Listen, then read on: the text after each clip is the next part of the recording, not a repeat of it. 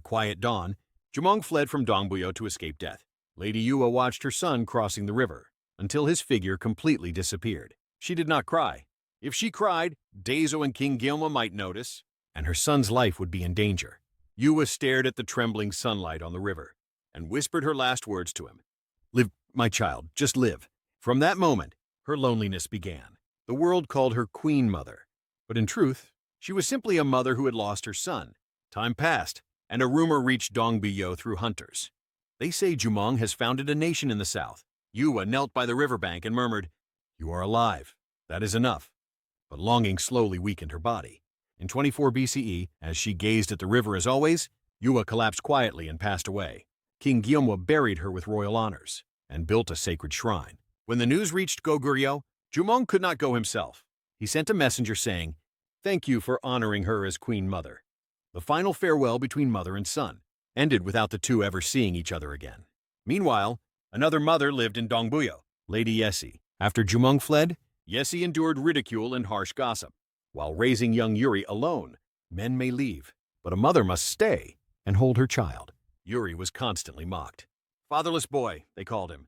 One day, he was beaten for breaking a jar he never touched. When he returned home crying, Ye-ssi quietly closed the door and finally opened her heart. She told him a story. A small sparrow once fell into the river. A larger sparrow risked its own life to push the little one up to safety.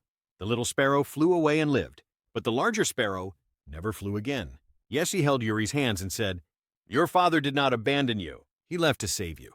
You are not a child to be ashamed of." From that day, Yuri's longing for his father began to grow. Years later, Yuri found a broken piece of a sword, hidden beneath a pillar.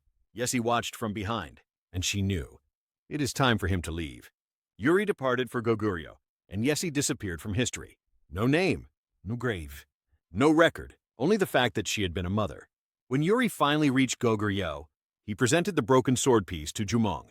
Jumong's sword and Yuri's fragment fit together perfectly. Jumong said quietly, "He is my son." But the joy came too late. Yuri had already lost his mother, and Jumong had lived his whole life without seeing Yuhwa again. Their reunion filled their hearts, but both hearts already had a deep emptiness inside them. Jumong and Yuri shared the same wound. Both had only a brief time with their mothers. Neither had witnessed their mother's final moments. Both lived with guilt, longing, and silence. Jumong buried that pain under duty and kingship. Yuri would one day release it through a song. After Jumong's death, Yuri became the second king of Goguryeo. But grief struck again. His queen died soon after. Then conflict erupted among the concubines, and his beloved concubine Chihi was forced out of the palace, returning from battle to find her gone. Yuri was shaken deeply. Throughout his life, people had always left him. He could hold on to no one. One day, Yuri climbed a lonely hill and watched a yellow oriole flutter through the branches. There, he recited a short song, were all the people he had lost. Yuhwa, Ye-ssi, Jumong, his queen, and Chihi, every love he could not hold. Yuhwa died waiting for her son,